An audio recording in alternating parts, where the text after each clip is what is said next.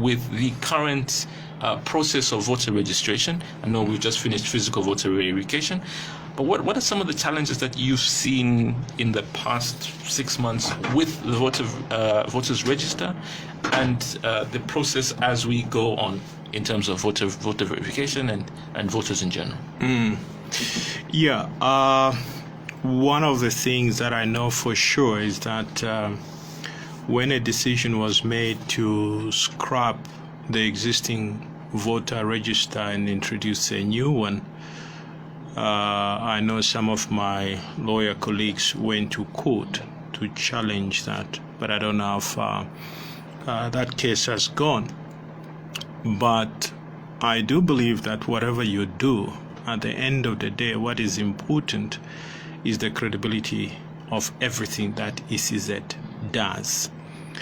And credibility is earned, and it is earned by how ECZ conducts itself.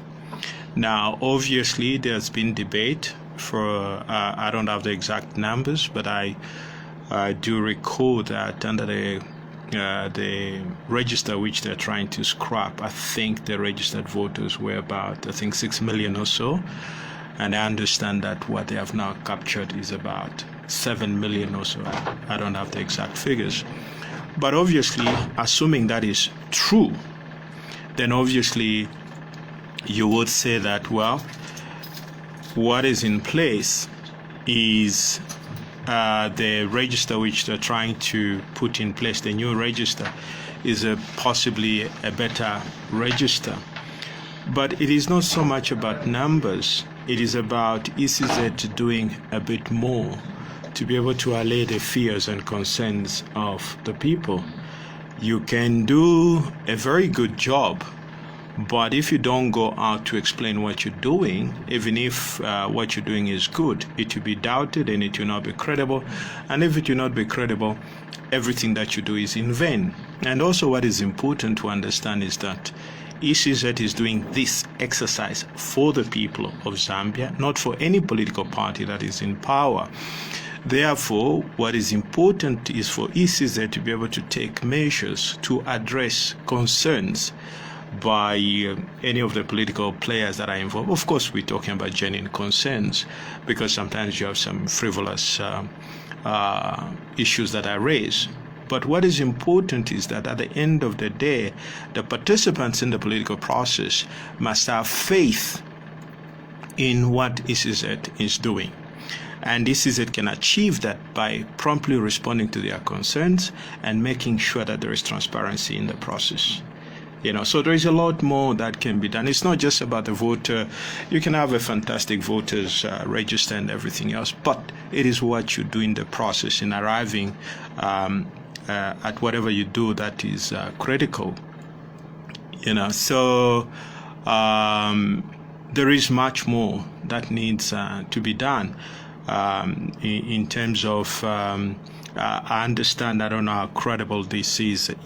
These days you get news from various platforms. Some of them may not even be credible. So when you quote them, you put a caveat there and say maybe it is not true. For example, I understand that there's been some requests made to ECZ, and ECZ has been resisting in terms of having the voters register audited or something like that. Now, that is something that requires urgent attention, because that goes to the very credibility of the entire exercise. Now, what is the purpose of an audit? Is really to verify what you have done by an independent body, a body outside ECZ. And then once the audit has been done, then the auditor will be able to give you a clean bill of health to say, well, the register that you have come up with is actually accurate, is a reflection of the position of the voters in the country, and that is very important. I cannot think of any rational explanation why there would be a reluctance to audit the voters register.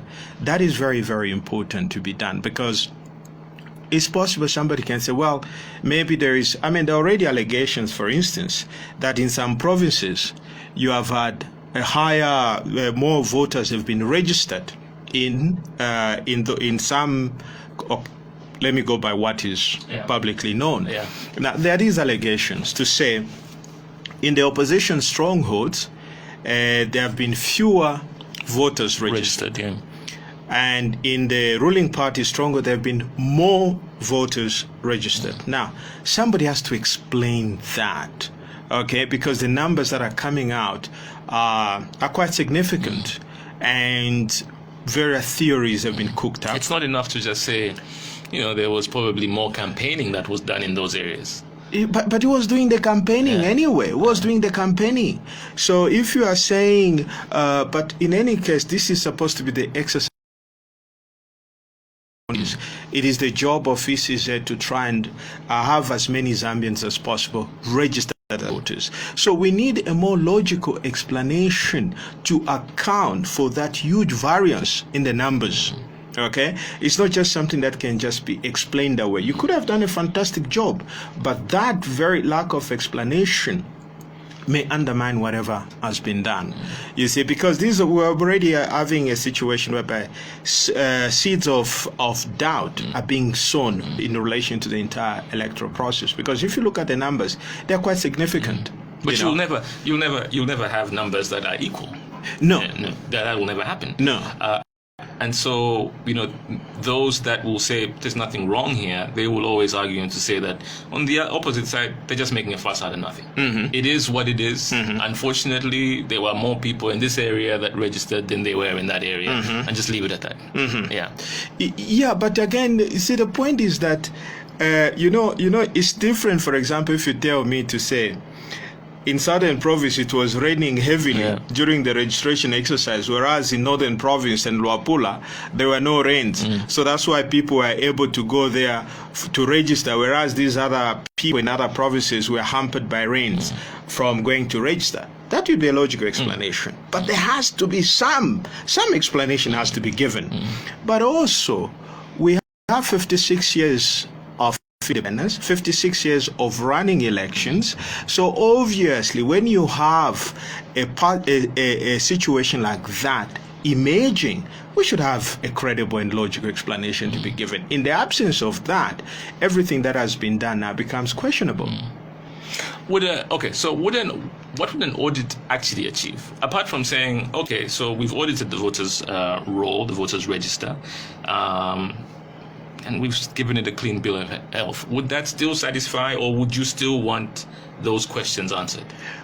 Well, yes, part of the audit will be able to explain that, why there's been this kind of variation in the numbers of voters. Okay, so but the point is this: it is the job of ECZ to explain these things, because we're talking numbers. Okay, we're not talking feelings, because we can't measure feelings, but we are talking numbers here.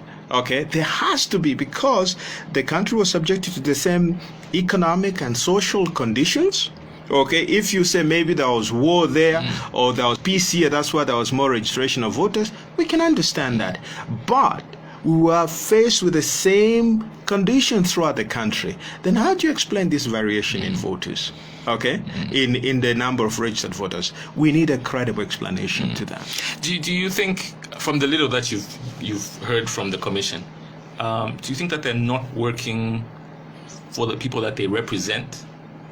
And I say this because when they first talked about voter registration, they seem to have been pushed back from citizens who wondered why they weren't using the old voters register.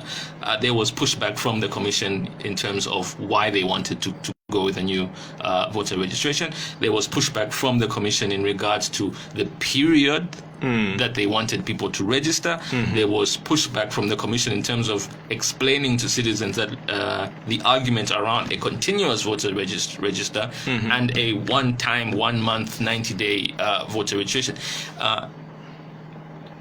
just based off what the law says and what the performance of the commission is supposed to be.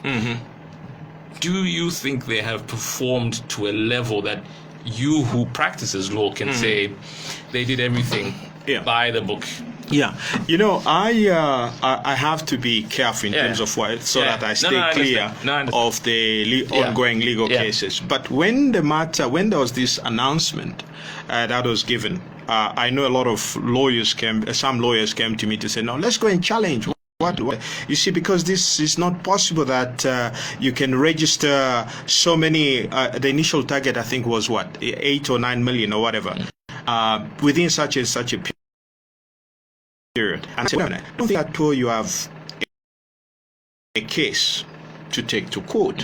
Why don't you engage ECZ and find out what measures they have put in place to be able to capture the targeted number of voters? That was my point.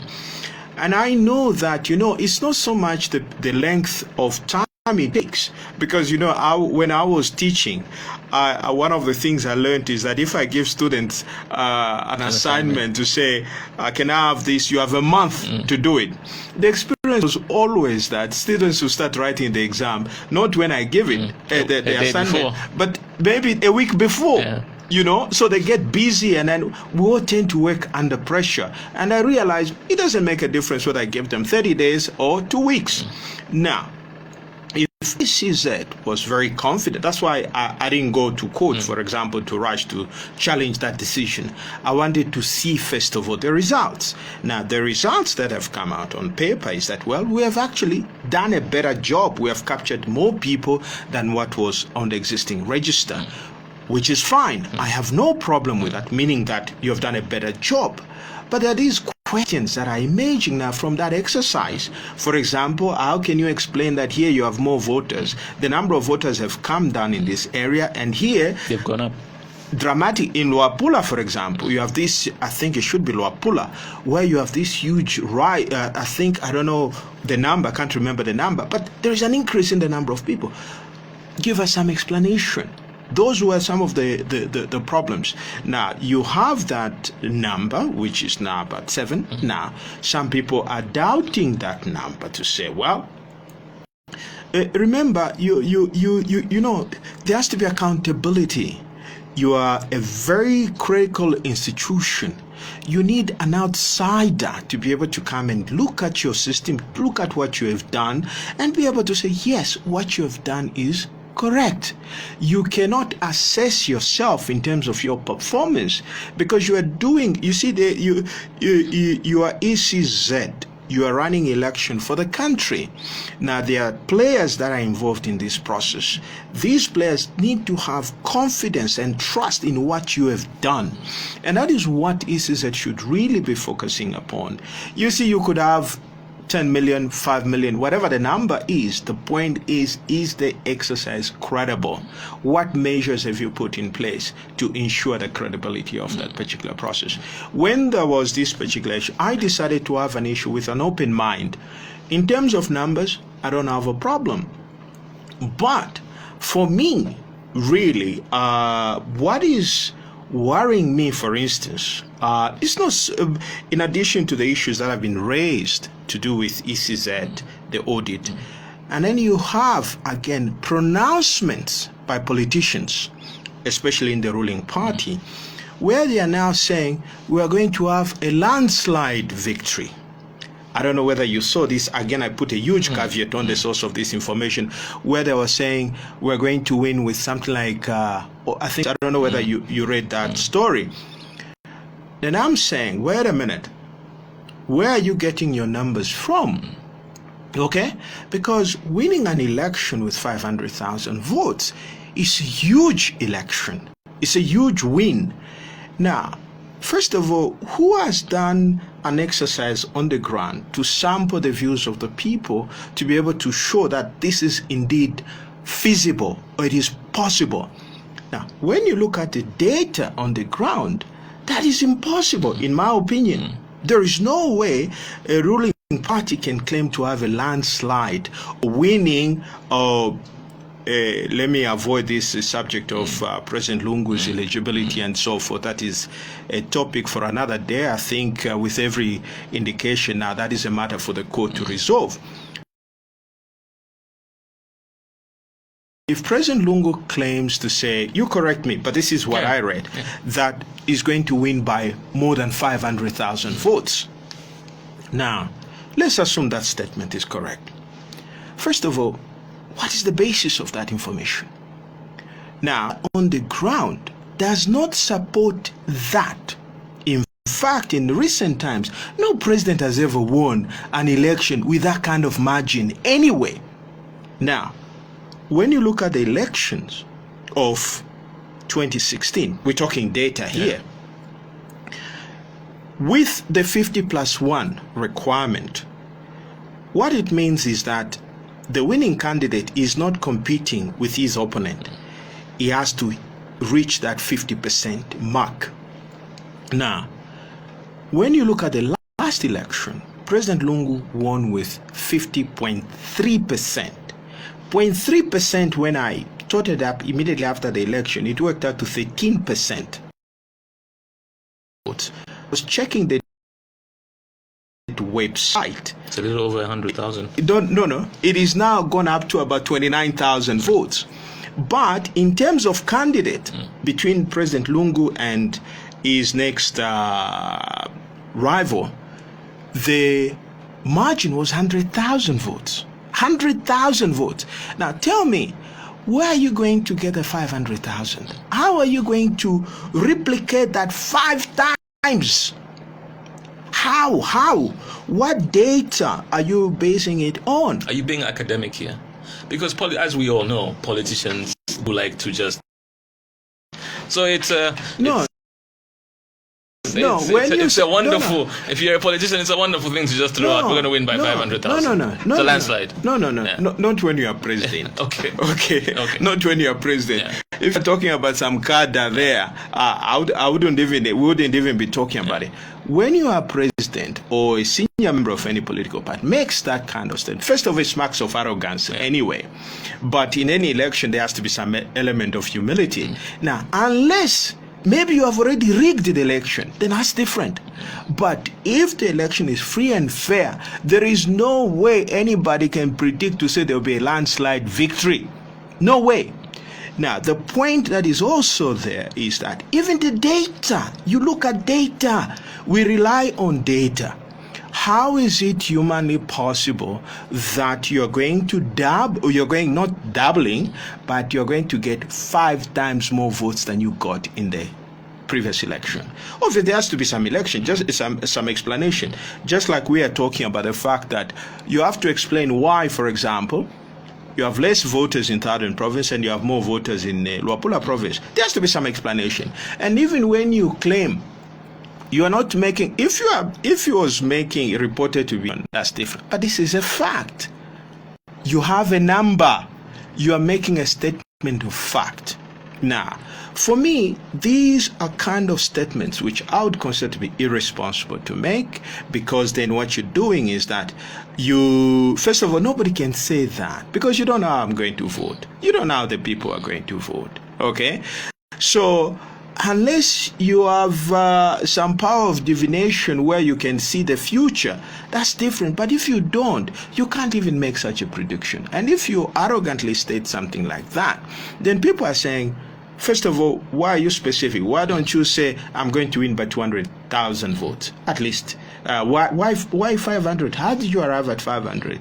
So those are statements that that are likely to undermine and make the work of ECZ very difficult. Okay, so these are some of the statements that should be avoided, because at the end of the day, nobody knows. That's why a vote in this country is secret. Nobody knows. I'm talking to you right now. I don't know who you're going to vote for. You don't know who I'm going to vote for. Okay, that is my prerogative. So there is no way, unless you've become a mind reader, then that is maybe the only way you can be able to predict. But even then, we're talking about when? This is April, May, June, July, August. 4 months. 4 months. I mean, I remember President Chuluba used to say, in politics, 24 hours is too long a period of time. 4 months is too long a period of time. We don't know the dynamics and what is going to happen between now and August. So it is irresponsible for somebody to begin to make such kind of pronouncements anyway, So those are the things, in my opinion, which really would make the work of ECZ very difficult. Now, if statements like that were coming from some junior, some cadres and everything else, Maybe, But also the other point to note is the fact that, what is worrying me is not so much, there is the aspect of ECZ, but it's also about the lies, An election is based on facts. When you have a message to the people, you have to have a message that is backed up by facts. Now, what we're getting is politicians telling lies. The fact that they're getting away with these lies, it means that you, the media, whatever statements they're making. I wonder, because this is a disease that is world over. And I'm not here to defend the media. Yes. But it is a disease that is world over. Yes. The fact that there is a lot of fake news that is going around. There is a lot of money that is being thrown by politicians to everybody, including the. You also need to understand where I'm coming from. But there is a lot of that is happening. And I just, sometimes I sit and I wonder, can we ever have a genuine, free, fair election when there is so much money in politics? And that money is able to influence pretty much everybody, whether it's the media, whether it's voters themselves based off empowerment programs or whatever you want to call it. Can you ever genuinely have a free and fair election in African politics or just politics in general? Question you have raised. And other than what you have discussed, you have a problem with the amount of money that is being thrown into this campaign, apart from the lies and propaganda. Lies and propaganda will always be there. Yeah. But look at the money now. For me, if you throw, first of all, anybody who throws money at voters, for me, is very ignorant, actually, because it means you don't understand the dynamics of politics. Okay? Because, somebody can get your money, but you won't be with that person in the polling booth. Somebody will collect your money and then you vote otherwise. But for me, that is not so much a problem in terms of what is being thrown at the voters, because the voter is wise. A voter knows, At the end of the day, I have faith in the Zambian voters. Okay, let me just give you the scenario. I think most people have forgotten about this thing. If a Zambian voter was stupid, Arabi would have won in 2011. Arabi had more money than Michael Sata. But in the end, the people still collected the money and voted the way they wanted. Even in this election, I still believe that the people are wise enough. You cannot buy votes. Because first of all, it's an investment whose return is not guaranteed.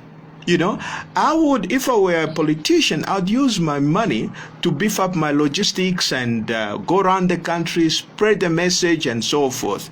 But not to give out money as handouts, buy beers to people and everything else. That is a very primitive way of campaigning. But that isn't what's happening. I mean, with the former MMD government, it was very different in terms of how they were going around spending this money. Today it's very smartly done. Today it's done in terms of empowerment programs, in terms of you're a marketeer, let's give you some empowerment. Here's a church, let's give you empowerment. It's not as plain as it was back then. So that's also changed. But let me also say this thing. Some of these things people should remember that, after the election and the event that there is a change of government, some people end up in jail anyway.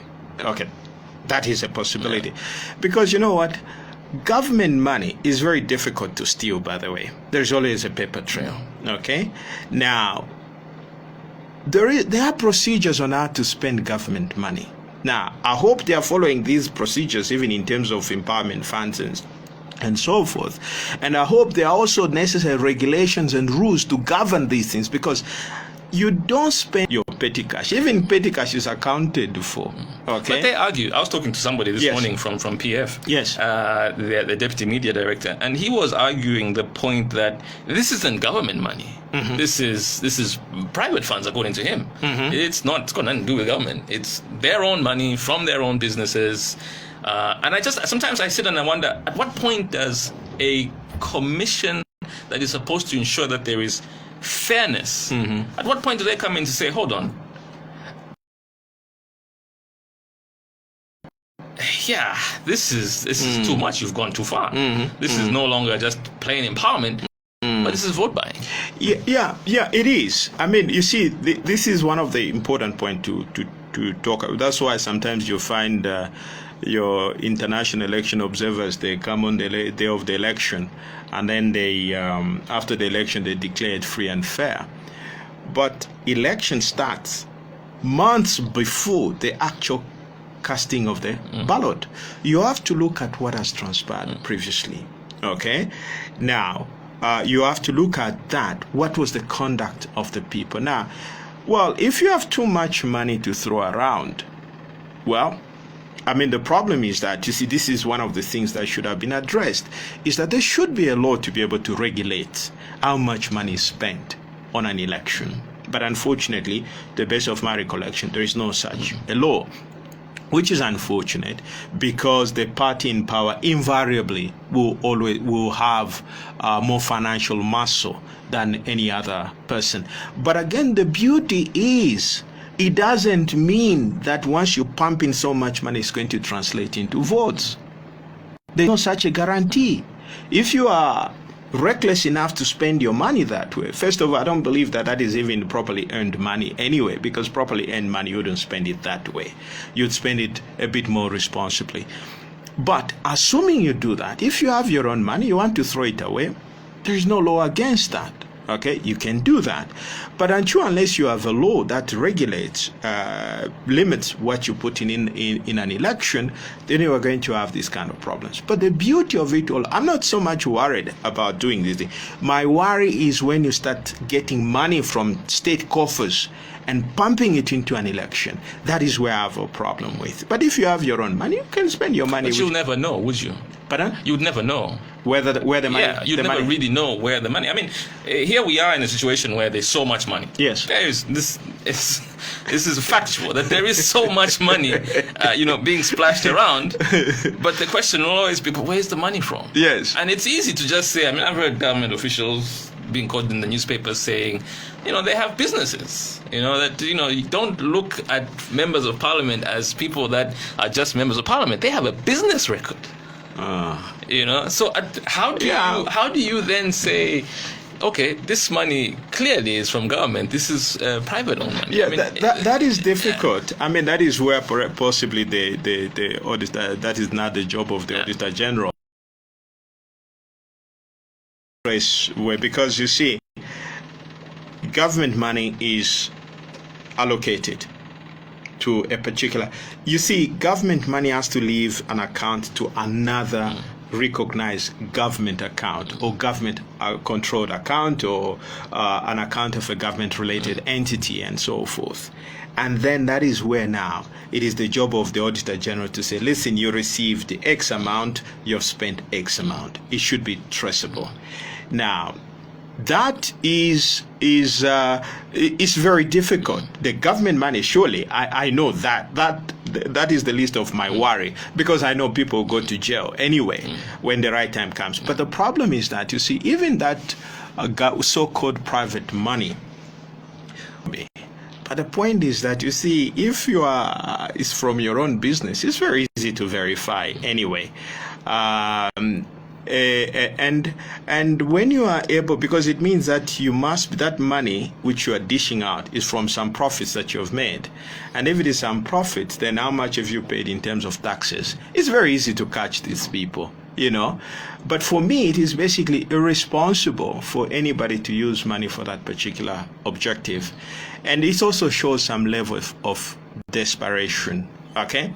Because if you have done a good job, you have had a 10-year or 5-year mandate, and you have delivered, there is no you to people. Because first of all, one of the things people don't understand is that when you begin to give handouts, it's particularly an insult to the people. If you have delivered, you must have created jobs. You must have enabled people to make their own money, because people are not asking for handouts when they put you in power. They are asking you for you to be able to create a conducive environment for the people to realize their full potential. Nobody wants to be a beggar. We all want to have good jobs, because it's guaranteed and it's sustainable.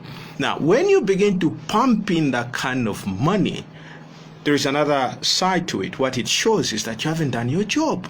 Because if I've delivered on my promises, I should have see the impact in your life. And you would be telling me to say, well, I'm going to vote for you because my life has improved. My life was here and I'm now here. Why would I want to change? Now, let me say a few things. I mean, I grew up in the Kaunda era. One of the things that people should understand is, why did Kaunda rule for 27 years? 27 years because he was able to deliver. People were okay. Now, we threw him out because the system collapsed at some point. People don't care about who is in power as long as their lives are better. But when their lives are affected, they begin to ask, who is responsible for this mess? And then they'll find that it is you who is supposed to be, who was voted into power and who has messed up things, and they'll throw you out. So when you do that, you start bribing voters. What you're basically saying is that any sensible voter will know, yes, you give me today chitenge or whatever, am I going to feed on chitenge? Or you give me a bag of meal. Is that sustainable? It's not sustainable. Give me a job, because the job is more sustainable, So it is actually a serious indictment of failure when you start bribing voters. Because if you have delivered, there is no reason to bribe anyone, because your track record is there to speak for itself. Do you think that at some point we need to start talking about laws, being put in place to ensure that, our children, our grandchildren won't experience what we're experiencing now in terms of how much money is being thrown around? Yes, I think we need to do that. You know the problem. You see the way the way the law works is this. Unless you can, two ways in which you pass a law. If you foresee a problem, you enact a law to address that problem, with that potential problem. But again, you might be living with the problem. Then you realize, hey, the laws that are there are inadequate. Can we pass a law and to be able to address that particular problem? I think there is need to pass a law to be able to regulate that. But I'll tell you, my view is that it's not so much a question of you can have as many laws as you want, but you're not addressing the real problem. Which is what? We've never had a national conversation on our political system. We have all assumed that we understand what the political system is supposed to be, and yet we don't. Everybody from the ruling party to the opposition parties, I don't think at all they understand how this political system is supposed to work. And this has been the problem from independence. Okay? Now, the way our system, our political system is based is that there has to be an acceptance of certain values and principles. Today you have a ruling party and you have an opposition party. Now, the ruling party must accept that the opposition party is necessary for its own existence. Okay? The opposition party exists to check on the ruling party. The ruling party must accept the fact that at some point in future it may end up in the opposition. And the opposition believes that at some point it will end up being a ruling party. So the system is based on that assumption that the ruling party accepts that an opposition party is necessary. That is how the system is structured. So that the ruling party, the party that is ruling at the moment, will not do anything to destroy an opposition party because it considers an opposition party as necessary. But unfortunately, our system has never worked that way from independence. In fact, somebody once joked to me to say, what is the equivalent of an opposition in any use an opposition as an enemy, basically, who has to be destroyed? Now, that is not the view of how our political system is supposed to work. What has happened is that if we go back to 1964, what you see, we are two political parties that emerge: African National Congress and United National Independence Party. The UNIP had a majority. As a result, they elected a prime minister in 1964, and then the prime minister became the president after independence. ANC was the second largest political party. And what happened was, the assumption was that at some point, the ANC would be able to do a better job and be able to become the ruling party. But that is not what we saw. What we saw was a systematic destruction of the ANC by UNIP, which resulted in the introduction of one-party rule in 1972. And that wiped out ANC. So there is that failure to understand the necessity of an opposition party. Now, even when after 27 years, Zambia, that was one of the richest countries in Africa, was crippled, became the worst indebted, least developed country in Africa by 1991. Now, why? Because when you're a one-party rule, there's nobody to challenge you. You are able to put up crazy policies and everything else, which were responsible for damaging the economy and everything else. But even after 1991, we never had a conversation to say, guys, we are crying for a multi-party system. What is this thing called multi-party? How is it supposed to operate? Now, first of all, you have problems within the political party itself. This is a problem which is still there today. That is why you find this nonsense of somebody today is PF, the following day is UPND. Somebody who is UPND tomorrow is PF. Now, that is failure to understand, because first of all, when you make a decision to be PF or to be UPND, there is something about PF that you like, and there is something about UPND that you like, that will make you to say, okay, I'll go for PF as opposed to UPND, or I'll go for UPND as opposed to PF. That should be the thinking of the membership. But unfortunately, these two political parties have not even articulated their differences, because I can ask you, maybe you know, but if you ask me, what does PF believe in and what does UPND believe in? I would have a problem in answering that question. Okay, the only difference would be the fact that, well, UPND is led by HH and then the other one is led by ECL. For me, that would be the only major difference. What about policies? What kind of values do they have? What kind of principles do these parties have? They have never been articulated. And that is why it is so easy for somebody to jump from one political party to another political party. Because if there is no clear-cut principles and values. Maybe the only distinction is my friend's political party, which is the Socialist Party, which has a clearly set agenda which distinguishes itself from the others. It has given it its own identity. They have articulated their position to say, okay, fine, we're a socialist party, and this is what we stand for. Now, for you to go socialist, it means you must buy into the values of the socialist party. Now, when you look at UPND, you look at PF, what is it that distinguishes them in terms of policies? You can say, okay, we'll create jobs, we'll create this, but how are you going to do that? You see, so there is a problem, and that is why it's so easy for one political party, one person to jump from one political party to another. Problem also is that after one, we did not have that conversation to say, okay, fine, we are now in a mountain. And you saw that in 1991, there was obviously a landslide victory by MMD. In 96, now, Chiluba used some very subtle messages in terms of winning votes, for example.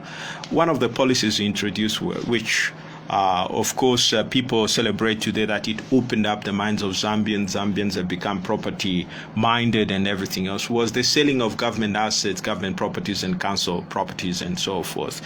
But the fact that it has energized Zambians to buy property, that was a consequence which was not intended. The intended was to try. And what happened in 1996 was the fact that MMD went out to wipe out UNIP, because basically UNIP was Kaunda was UNIP. You stop Kaunda, you effectively stopped UNIP in the process, and it worked. After 1996, we were basically a one-party state. Now, various moves were made. So, in this case, there should have been no move to back Kaunda in 1996. But it happened. Why? That was an attempt to destroy an opposition party. Now, you never do that. So what it means is that when you do that, it means you don't recognize. It means you don't understand the system. And that is why you can't go and even start bribing people. It means you don't understand how the system works. It shows desperation. It shows that you are not willing to cede power. Because when you're in the opposition or you're in the ruling party, you recognize the fact that my stay in power is dependent upon the people. As long as I deliver on my promises, the people keep me in power. An example of this is, for example, Botswana Democratic Party, which has been in power since 1966. Now, obviously, the people of Botswana, why would they want to change the political party? Because the party has been delivering on their promises. Okay? Everything you look at Botswana, all the indicators, economic indicators, political indicators, they're all positive. Okay? So the people are smart enough. The people will not remove a party that is delivering on its premises. Now, when you start destroying the opposition, what you're basically saying is that you have failed in the book to try and stay problems. Now, if you know that, you will not come up with crazy ideas like empowerment. No, you wouldn't. Or throw around money, start bribing people and so, because you have already worked for it. When you do that, you are basically saying, I have failed. Therefore, I'm going to use every trick in the book to. So I think there is that recognition. We need to have this conversation to say an opposition party is not an enemy. It is the opposition party is necessary for the functioning of our political system. Okay, but that is something that we've never had a conversation on that. We have all assumed that we know how a political system is supposed to work. No, we don't. And one of the problems that you have, what you've been seeing, your so-called high-profile defections from one political party. But these are the most educated people in Zambia, and these are the people who are jumping from one political party to another. But then you ask, what is your reason? Okay, so why did you join this political party in the first place? Or there are some crazy reasons given. But obviously, if you belong to a certain political party, you're in the part of the leadership, there'll be friction. You don't leave. You try and resolve the friction within. Now, stupidly also, you find the other opposition party celebrating. Hey, he has defected. You celebrate. You should be ashamed. You should feel sad. Because the point is this. We have seen this thing. Somebody started off in MMD. He left MMD, goes to PF, maybe leaves PF, goes to UPND. Then you ask yourself, what values does this person have? Now, why would you even trust a person like that who has left another political party to join your political party? There's a problem. Because if he has left that party where he started from, it comes to join your political party, what guarantee is there that you will not leave your party to go to another party? There was a statement that was which was attributed to the president to say politicians are nomadic. No, Mr. President, politicians are not supposed to be nomadic. If they are nomadic, then they are opportunists. They lack values, they lack principles. Or maybe because the political parties have no values. They have no principles. Pardon? Maybe the political parties themselves don't have values. Yeah, but political parties are made up by human beings. Okay, so political parties are made up by human beings. It is the values held by the members that become a reflection of the political party. Politicians are not supposed to be nomadic. They are not. If they are, then there is something fundamentally wrong with your system. They are supposed to hold on to certain values and principles that made them to be UPND in the first place, that made them to be a PF in the first place. Okay, for example, you don't hear. Let me give you an example. Of course, it may somebody. I know where you're going with this example, by the way. Which is? I know. I think I know where you're going. Tell me. Since you've become a mind reader, also. Let me hear it. I mean, you can't say. For example, let's take a more refined system. Yeah. Right? You have a British system. Yeah. You have a Conservative. Yeah. You're a member of the Conservative Party. You never hear to say a member of the Conservative Party today has become a Labour member, or vice versa. No, there are clear-cut demarcations. What makes a person? No, but it's because of what they believe in. Yes, that's exactly. It's what they believe in. So you made a wonderful point when you talked about the Socialist Party. Yes, because they might be the only ones. Yes. Who have a very clear-cut, defined ideology, right? Everyone else is sort of cut and paste. I mean, if you read the PF manifesto, you read the UPND manifesto, the NDC, it's very cut and paste in terms of everyone stands for the same thing. Everyone stands for more jobs. More jobs. We want education. Everyone should get educated. So it's very... But nobody's telling how they're going to create that. Exactly. You know? But this is what I'm saying. We've never had this conversation. And also, I mean, these are serious matters, you know? Even when you set out to create a political party, ask yourself first, do you have the capacity to run a political party? In fact, if we go to the graveyard of Zambian political parties, there are more political parties buried than they are alive. Because forming a political party is a serious undertaking. Now you have every Jim and Jack who can just come up, he himself alone, he says, I have a political party, just because you can register at the Register of Society. It's constitutional, isn't it? You know, you of all people should know this. Yes, yeah. But the point... Everyone has a yes, they can. Political party, yeah. No problem. Yeah. But don't lie to the people. Okay, but when you decide to do that, because when you come on the block, you give hope to the people. You know, you have. But is that not the fault then of the people?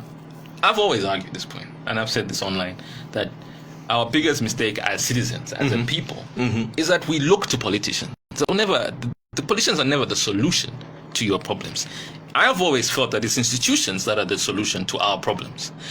But we have this thing where we hero worship personalities without anything else. And so you will find today somebody is with, and they'll defect, they'll form their own political party, and they'll start speaking your language. They'll start speaking against all cost of living. And you're like, yes, this is our man. And then 6 months down the line, he goes back. And then all of you sit and wonder, but wait a minute, what happened? But the reason why is because you all looked to one individual. You were aspired by this one individual, when that should never be the case. The case should always be not one man, but a cause. So what is the ultimate cause that you aspire to get to? But until we get there, then we'll forever be where we are. Yeah, I mean, I guess I remain a bit optimistic, not as pessimistic as you are. I'm the pessimist. But this is a conversation we need to have.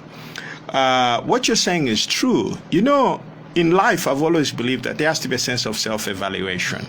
Now, when I decide to form a political party, I'm not trying to promote my friend. No.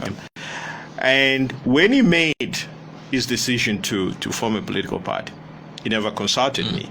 Okay? And I think he knew why. Because if he had asked me, I'd have said, no, wait, don't do it. But he's driven by his own conviction. Okay? Which I applaud, which is very good. And at least he has thought through, everything is planned through and everything else. He has a clear-cut identity of who he is and everything else. And what is political. I would have to believe he has weighed the cost of that. Because forming a political party is not an easy undertaking. The problem we have had in this country is that invariably political parties are like a bunch of mercenaries that come in with a sole purpose of seizing power and enriching themselves. But when you are genuinely interested in transforming people, having a political party is a long-term objective. Okay, and that is why we're seeing our parties collapsing. For example, look at UNIP. Where's UNIP today? UNIP is dead. No, they're kind of back. Well, I mean, debatably, but they're kind of back. Debatably, yes, but they're back. Yeah. But how many members do they have in Parliament? Yeah. Zero. Yeah. And yet, this is the longest political party created in 1959. Where is it? Okay, because of series of careless mistakes that they have made. Basically stupid mistakes, stupid decisions that they made in the process. That is what crippled the party. But again, when you have a political party, you must have a long-term view, a long-term agenda. Now, one of the things that tells you is that a political party is basically feeds off the government system. The moment it is out, it dies. That should not be the case. The same position is with MMD. MMD was a ruling party for 20 years. What happened? Okay, the moment its roots its ties to the government was cut. Where is it? Basically dead. But that should not be happening. What it is that every political party should be able to have a long-term plan, whether they're in government or outside government.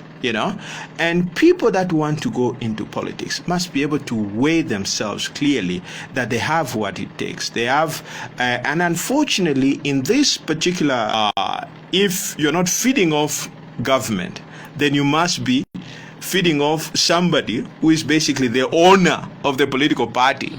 Therefore, you can't basically challenge him. It's basically he's the party and the party is him. Now, we need to move away from that culture whereby a political party becomes something that is commonly held by the members, not by one person. But that is a process we need to have. Now, once we clean up this that particular issue, I think we are going to have decent politics, because you must also understand why, for example, there is clamor for political office and so forth. It's poverty, okay? Because most of the people look at, in developed countries, people go into politics, what they are looking for is legacy. They want to say, okay, I have enough money, I've taken care of the issue of bread and butter for myself, let me try and contribute to the good of the country. But in this country, it's the other way around. Somebody is poor, they're very, okay, it's not a general statement. There are a few exceptions anyway. Somebody is poor, is now looking at politics as a means to an end. And that is where the problem is. And once they get into power, he knows once he's out, it is poverty. And these are the people who try to use every means possible to stay in power. That is not supposed to be the situation. And we need to continue to have this kind of conversation to say, listen, about your own identity. We need to know to say, oh, let me give an example. PF stands for this. What's the other political party? Rainbow Party stands for this. FDD stands for this. Right now, it's all confusion. We identify political parties by their leaders, not by the principles and values they stand for. And where the leader goes is where you go. That's where you go. Yeah. That's where the problem is. And that's why a leader can wake up today and say to us that we will make a decision on what the next steps are. That's right. And everyone who follows will follow where you go. That's right. If you're an opposition leader and you decide to attend a conference for another political party, that's fine. That's right. Yeah. Yeah, that's exactly the chaos. Yeah. That you find today one is president, the other one tomorrow is thrown out, another president. I mean, it's a joke. Now, and yet we are playing with people's lives here. We're trying to give hope to the people, but I guess that kind of chaos that is emerging is enough for people to be able to make their own determination to say, listen, if you can't put your own house in order, how can I entrust my life? But if everyone is behaving the same, then what hope is there? Well, you choose the best amongst the worst you have anyway, okay? Because you can't just resign to say, well, because our system is rotten, because there'll never be a political vacuum anyway. Because if you stay away, people still come in anyway. But I still have faith in the democratic system we have, in the system we have. It's imperfect, but it has a way of self-correcting. I can't ask for any other system, but what we need to do is to start having this conversation so that political parties begin to articulate these issues clearly. For example, I don't believe that because you're an opposition party, you have to oppose everything that the ruling party says. No, it's nonsense. Okay, because there are certain times when the ruling party, the government of makes something that is sensible, then I don't see anything wrong in you as an opposition to applaud that, But we have that culture of opposing everything. No, that has to stop, because at the end of the day, when the ruling party makes a decision, that decision is supposed to benefit the poor. Now, why would you oppose that? I'm reminded of some statement that was made by some leader saying, well, if I get elected, I'm going to scrap the grade 12 requirement. First, where are you coming from? Okay? First of all, why is that even a problem? It's tension. Now, you're trying to give false hopes to the people, because first of all, the constitution amendment will require 2/3. You're also assuming that when come the election, you're going to have more than 2/3 of the members of parliament in the National Assembly to enable you amend the constitution. Okay, but also it means you have not studied the history or the origin of this grade 12 requirement. Okay, the grade 12 requirement was a demand by the people. The people themselves asked that. It didn't just come from thin air. It has a historical explanation to that. So we need to constantly have this conversation and talking about things that are worrying me about the current election is, I alluded to it earlier on, is the level of misinformation. Okay, I think people are wise now to ask a bit more from their leaders. In 2011, the slogan was more people, more money in your pocket. That was the selling slogan.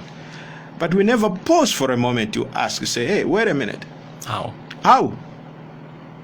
Okay, we simply got excited. More money in our pockets, more money on our pockets. We have to be a bit more intelligent to engage our politicians. It's okay, more money in our pockets sounds good. Can you tell us how you're going to achieve that? Okay.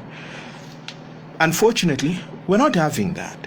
Now, the saddest part for me is that when leaders are telling lies, because you never build a country, develop a country based on lies. You develop a country by giving people factual information. For example, I've heard of people say, especially people from the ruling party, say, we are going to be elected because people are happy with us. We have delivered. We have delivered development. Now, let's pause for a moment. First of all, what is development? Nobody has defined development. You building 3, 4, 5 flyover bridges, does that equate to development? The answer is no, it's not. It's not. Can I give you the answer that they would give you? Yes. They would say that you are spending less time on the road, that your vehicles don't require that much work to be done in terms of wear and tear. And by extension, it then means that you have more money in your pocket, and so that's development. I see. But unfortunately, that's an argument that they'll yeah, but you see, unfortunately, those are not the economic indicators that will tell you what development is. Okay, that is necessary. But again, don't forget, these bridges are only in Lusaka, and Lusaka is not Zambia. How are the people in rural areas living? Okay, for me, what really shocks me is when people are saying we have delivered. Now, don't just say you have delivered. Give us figures. Give us statistics. Because when you have delivered, they are deliverables. Give us figures, that are being. Let me give you a few examples. In 2011, this is an important point. What is worrying me also about politicians is not what they are talking about, it's what they are not talking about. Everybody's talking about development, to provide free education, free this, free that. The point is, how will you do it?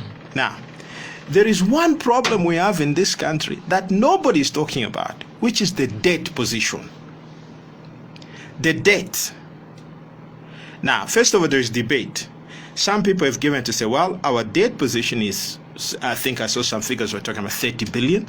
Others were saying, no, it's 22 billion. But the government position is that it's about 12 billion. Let's take 12 billion. How do you explain a debt position of 12 billion? Okay? Now, how are you going to service that debt of 12 billion and still have enough money to carry out the various development, to make sure that your education is properly funded, your healthcare system is adequately funded, and you grow the economy and everything else? How are you going to achieve that and still service the debt? I've not heard the answer from PF, I've not heard the answer from UP, and I've not even heard the answer from any socialist party. And yet, debt is a key issue. Now, let me backtrack a little bit. We need to understand what was our debt position in 2011. Now, some people might recall that during the reign of Chiluba, we had what they used to call EPIC, Highly Indebted Poor Countries Program. Now, through that program, the G8 richest countries in the world came up with a position where they said, these poor countries, including Zambia, are caught up in a debt trap. As long as they have these debts, they will never develop. And our debt at that particular time, which we inherited from Kaunda's reign, was $7 billion. Now, they set certain parameters, certain conditions that we had to meet in order to qualify for the eradication of that debt. There was serious tightening of the belt, serious programs were introduced and everything else until we were certified to have qualified. And what happened? That debt was erased. Now, when RRB was in power, the debt position was, if I remember correctly, $750 million. That is what we owed after all these debts had been forgiven. Today, we take the government position. The debt is $12 billion. In 10 years, what you're saying is that you've been accruing a debt at an average of $1.2 billion every year. Now, how do you explain that? And how will you still be able to develop your economy, grow your economy? Nobody's talking about that. Okay? Now, how can you say you have delivered when you have grown in Congole from 750 million to 12 billion, and you can still lie to your people to say you have delivered? No, you haven't delivered. You have failed. But it depends it depends on what the delivery is. Yeah, yes. But you see, when you take over a government, right? What you're basically telling the people, I'll do better than RRB. That's what it means. Because that was the contract to say, you know what, guys, what RRB has done is rubbish. We'll do better. We'll put more money in your pocket. But at the end of that period, you should have at least either maintained the levels of RRB or better. But in any case, your debt position is worse off. But do you think... Let me give you another example. Yeah. When you look at, say, for example, look at the exchange rate. Okay? Now, remember, this is a dollar-driven economy. We rely on imports, by the way. Okay? Now, when RRB was in power in 2011, you know what the exchange rate was on a rebased basis? It was about 5,000. It was three kwacha, 3,900 kwacha to the dollar. On a rebased basis, you'll be talking about 3 kwacha 90 ngwe. 2011, what is it today? You're talking about 23. Now, look at the real impact of that. Because what is happening right now, because of the devaluation of the currency, everything is changing. This morning, before I came, I was buying a cup of coffee, which was, 35 kwacha. It is now what? 50 kwacha. That's right. Yeah. Everything has gone up. Now, what is the impact of this devaluation of the currency in terms of wages? Let's take another example. Maybe this is something that people can verify. For example, right? what were the salaries of judges? I'm just talking about salaries, not the other benefits. Yeah. Okay? Now, when Arabi was in power, this was about when we look at say the period 2011. 2011, if you let's take the salary of the Chief Justice, right? The salary of the Chief Justice, right? This is gazetted, you can check, it's not a private matter. On a yearly basis, the Chief Justice was getting something like almost 240 million kwacha. Okay? Monthly, it was working out to about 19 million kwacha, right? In dollar terms, this was working out to about $5,900. Good salary, which is almost $6,000 for a Chief Justice. Not bad. Now, today, okay, everything is run by dollars. When you look at an average, let's take a judge. We're not using a Chief Justice, we're using a judge. Well, let's because the example you gave was Chief Justice. Yeah. I just wanted to keep it as standard as possible. That's right. Yeah. Let's take the Chief Justice again. Yeah. 26 salaries were changed, right? I think there's been a slight movement in 2018. I think that was the last salary review. The salary now is about almost $350,000, 350,000 kwacha per annum. Monthly, it works out to about 28,000 kwacha. In dollar terms, you know what that works out to? 1,300. Now, I don't know how anybody would say we have performed. Okay? Take a judge, for instance. By the same comparison, the judge's salary, 2011. That's why we had a lot of our friends joining the bench. It was almost $5,000. It was $4,000. A lot of guys joining the bench because $4,000 was okay. Today, the current salary, you convert it into dollars, it works out to $800. $800. Now, these are facts which you can verify. Now, why? Because the economy has not done well. Now, if the economy had done well, there would have been stability in the rate, stability in the value of your currency. But again, you are an import-driven country. You are dependent on imports. Now, so when you have, these are statistics, these are figures which we cannot fudge. These are real figures. Now, you'd be hard-pressed to find somebody who's going to become a judge to get, to be able to receive $890. There are some junior lawyers who are getting far much more than this as salaries per annum. So it's very easy. We can compare 2011 to 2021. These are facts. Now, don't just say we have delivered, we have developed. Give us the figures, you know, to the common man. I'm sure they know the price of the value of a bag of milli meal. That is something that I don't even have to go into. They know that. The essence of government is to work for the people. The essence of government is to create happiness for the greatest majority of people possible. Government does not exist for itself. It exists for the people. It works for the people.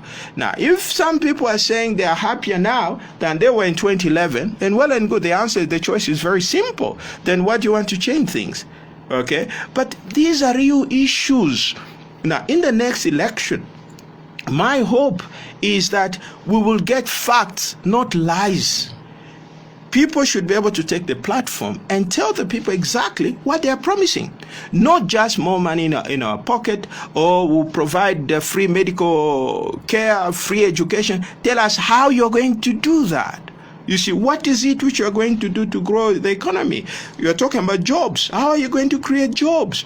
So we must move from lies to issues. Okay, not personalities. I'm not interested in personalities. I'd like to hear from a political leader how the policies of his party will impact on my life and how they'll benefit me as an individual. Okay, not lies. But the point is, don't just make general statements. Oh, we have delivered. No, tell us, how have you delivered? Okay, because we have data. And again, even from the opposition parties, we just don't want to say, hey. Indicators as well. Those are facts. Those are numbers.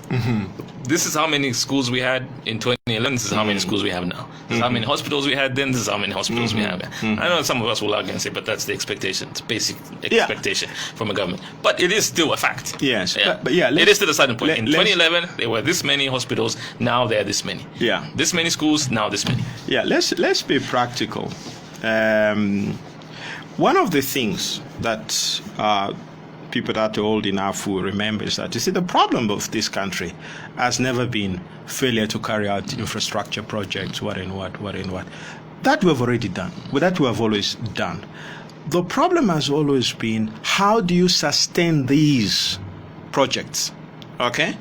Now, those who lived on the Copper Belt, I think, will remember there was a Ndola Kitwe dual carriage way. I think, if my memory serves me right, that road was built, I think, in the 1970s, towards the end of 1970s. That road remained intact for more than 30 years. Okay? Without a pothole, without being fixed, and so it was just ripped out recently. Okay? Now, for me, that is serious. You cannot put a road which survives today, 3 years later, is broken. Then what have you achieved? That's wastage. Okay? The problem in Zambia has never been about doing these projects. It's been about sustaining them. It's about the quality and the cost of these things. You're talking about hospitals. Okay? The privilege I have is that I live in days which you may not have an idea of. Now, during that time, by the way, we had no private hospitals. All hospitals were government run. And we got the best treatment. By the way, even if you're talking about schools, by the way, there were no private schools in Kaunda days. The private schools that were there, do you know that they were for dropouts? If you fail in a government school, you now go in a private school. Okay? What have we done? We have flipped everything. Okay? People used to compete to move from private school, from night school, to enter into government school. You go to hospital. I remember the last time I was admitted in hospital myself.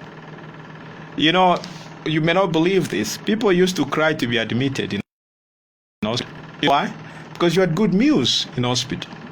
You'd have somebody would come with a trolley for breakfast. They would tell you what do you want for breakfast, what do you want, various options. And you had your lunch, you had your dinner. Your relatives did not need to bring you food in hospital. That's where we have come from. Okay? These were government-run institutions. Okay? Now, school. I feel myself privileged. I went to school from grade 1 to university, came out with 2 degrees. My parents never paid a dime. I had everything. The only thing my parents had to do is to buy me uniform. Now, so we have a reference point we can compare, because you're not just talking about in a vacuum. We have a reference point.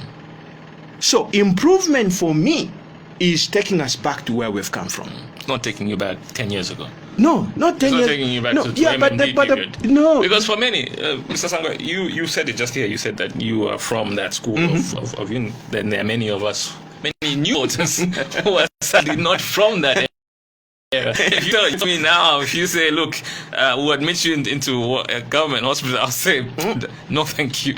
Forget it. In fact, you know what they call it? It's a departure lounge. Exactly. Yeah. So for many of us, 10 years, 20 years ago, that's our reference point. Yeah. So we can only compare with what we experienced during MMD as to today. That's what we compare. That's the advantage of age, anyway. But even then, when we look at it, let's take, for example, hospitals. Can you find drugs there? Can you? What is a hospital? The hospital is not the building. It's the service you get. In other countries, people get treated under a tree. You go there, you even have mobile clinics where you have your operating theater. They'll set up a theater there, attend to all kind of challenges that you may have. At the end of the day, they give you medicines. Hospital is not a building. It's what you get out of it. It's the service that is rendered from that building. Yes, you can have 20, or even you can have all those numbers, but what is happening? And this is why we're saying, let's not just talk about the numbers. We talk about the numbers, let's go beyond the numbers. What are you talking about? There are no drugs in hospital. You go, they'll give you a prescription, and then you have to go buy medicine from their thing. You have people, for example, who want to have a CT scan. They have to wait. Okay? They have to wait. In a week, even if you are critically sick, you have to wait. And even if, let's say, you find it's possible to get a CT scan, they'll tell you, maybe the radiologist or whoever is running it is not there. If he's there, then most likely there are no fumes. So it's also the quality of what we are offering, not just the numbers. Look at classrooms, for example. How many of them are equipped with desks? How many of them have the necessary requirements? Okay, I went to school for free. Okay, now even you, for example, picture that. What happens in schools? How many schools have teachers? What is the quality of the education that is being given? Okay? It's not just a question of talking about numbers. What is coming out of those numbers? Okay, so even if we say, let's take MMD as your reference point, but even the MMD is not even a proper, it's not even a benchmark anyway. Okay, even that we still deserved better. So for me, that is what we're talking about. We need to have an election that is issue-based. I mean, I was looking at it. I was passing through town, and look at those streets: Freedom Way, Lumumba Road, totally impassable. Everybody's selling. And I asked myself, why? If I went to one of those marketeers and say, instead of you selling by the roadside, busy street, busy road where you can even get bumped off by a truck, if I gave you a job, do you think that marketeer will think twice about taking the job, which will guarantee him an income? The reason they're doing that is poverty. Okay? So you cannot say you have delivered. You delivered, for example. I would like to know, for example, you telling me to say, okay, fine.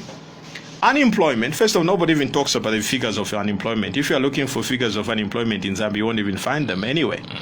But those are issues we should be talking about. To say, I would like to hear somebody from PF say, 2011, unemployment level was 50%. We've cut it down to 20%. I'll applaud you. Then I'm going to give another term so that you can bring it down to 5%. It's easier to talk about how many people you've employed than how many people are unemployed. That's right. Yeah. Okay. Those numbers don't exist. They don't exist. Okay. But these are things that we should be, because you see, the problem is that if you go that route, we easily prove you wrong. We easily say that you are lying. Okay. So that is why, even if you are talking about, yes, we have created so many jobs, but the point is that we want to know the quality of jobs. What is the quality of job? What are the people that are still unemployed?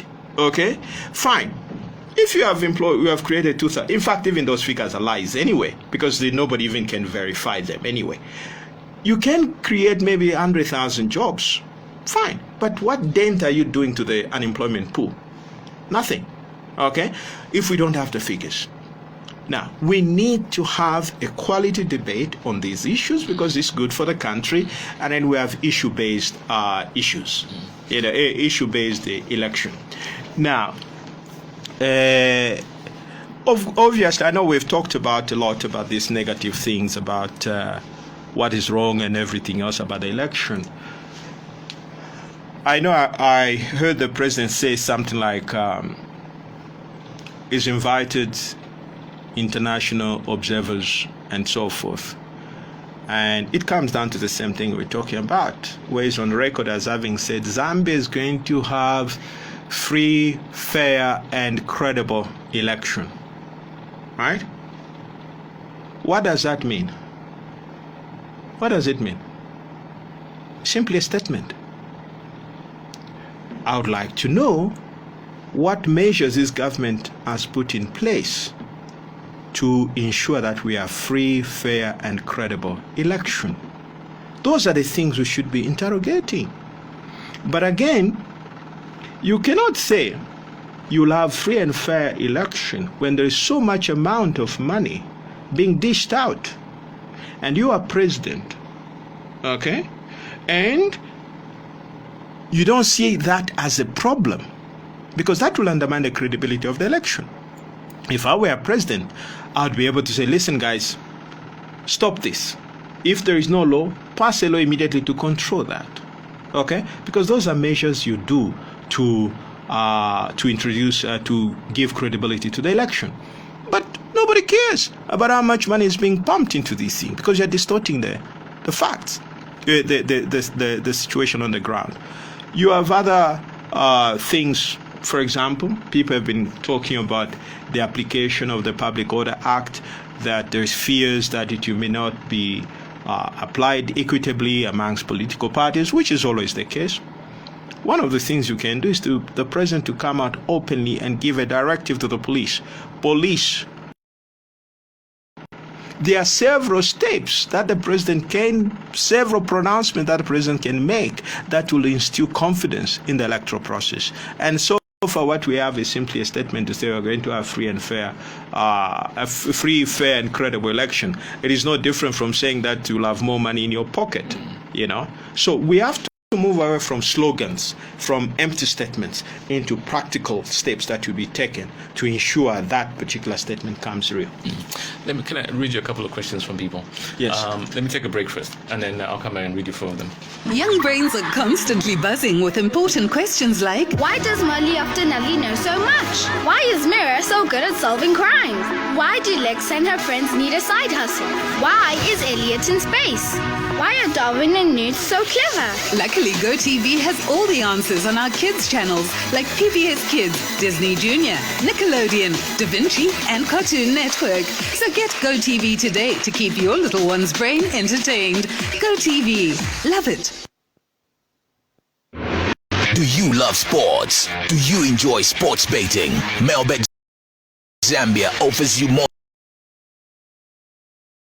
Register today using the promo code BOLA and get a 200% bonus and a free t-shirt from your first deposit from as low as 15 kwacha up to 1,850 kwacha. Why wait? Start betting today by visiting melbet.co.zm and voila, rewards are yours to earn. Bet responsibly, not for persons under the age of 18. Have you been dreaming of pursuing a career in registered nursing? Achieve your dream at Gateway to Better Living Nursing School by enrolling with us for the July 2021 intake for a diploma in registered nursing. Our school is accredited to the General Nursing Council of Zambia, and we have highly qualified lecturers and a well-equipped skills laboratory. Entry qualifications. You have seen that when the PF came into power, you've talked about when I leave. But when it is from my pocket, I mean, that's why you have seen all these first ladies who have founded empowerment NGO. Right now is facing the principal value of what we're owing in the road sector. So how can you deal with that? But I wanted him to, these correlations I've talked about, and to what extent they create. Let me see if we can get some explanation from State Council over those correlations. Do you want to go through? I know there was a lot in there, so you don't have to go through each and every one of them. Yeah. I mean, these are very important. I mean, this is the quality of debate that we should be having. This is more practical, and it has nothing to do with personalities. Let me refer to the earlier question. I've said this before. I mean, we can debate all we want. If you see a bridge that is put up in your constituency, a school, and you call that development, well and good. I respect that. But those are not signs. I mean, those are not indicators of economic development. Okay? Yes, you can do that. We've talked about these things. To say, yes, you can have a school, you can have a bridge. Most of these things, we have had bridges before, we have had roads before. But the problem has been in the quality of what has been done. If you can put up a road which lasts 10, 15, 20 years, well and good. But not a road which you have to fix after 3, 4 years. Okay, you put up a school, there is nothing, there are no teachers, there are no materials and everything else. Because education, I mean, in some countries, for example, people learn under a tree. They still produce quality people in the process. So we can go ahead. But my point is this. Let's have an honest conversation. Not based on lies, not based on fiction, but on data. The second caller raised an important point to say, well, the coffers were zero. It is true. There is no doubt the counter government mismanaged the economy. Okay, they started very well. Now, this is the problem, because when you have a one-party state, when you have one-party rule, Kaunda was basically the president, the thinker, the philosopher. Nobody dared challenge him. Okay, and in the process, government took up certain policies which were detrimental to the economy. For example, I had free education, fine. Do I support that? Yes, I support that initially, okay? But at some point, that policy ought to have changed. But unfortunately, it didn't change, okay? Now, there were bad policies that were taken